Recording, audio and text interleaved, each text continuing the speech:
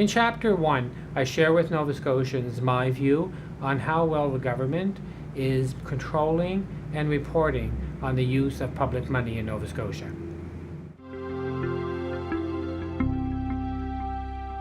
A few key points from the financial audit work that we did in 17 that I would like to share with Nova Scotians.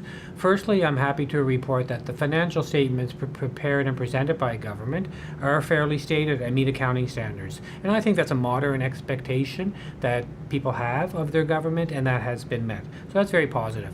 In terms of things that I have witnessed that could go better, a few key points. One, there are too many weaknesses in the internal controls over the finances in many of the government organizations that we looked at. This threatens the good use of public money. Next, in terms of the fraud risk management, there are many government organizations that have not assessed fraud risk and don't have a fraud risk policy in place. This should be done as soon as possible.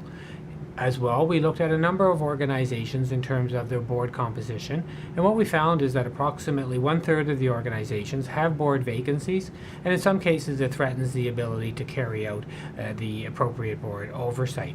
And finally, I note in the area of travel and hospitality, there has been improvement in the disclosure and in addressing the recommendation that I previously made. I think there's still room for some improvement in broadening the number of people in these organizations who actually report on expenses.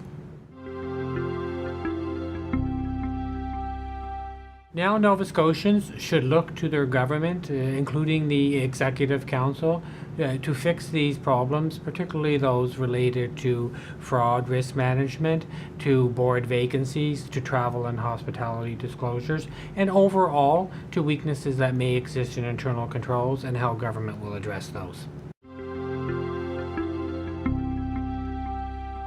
Now that I have left you with my summary comments on this chapter, I will leave you with some questions that you may wish to ask.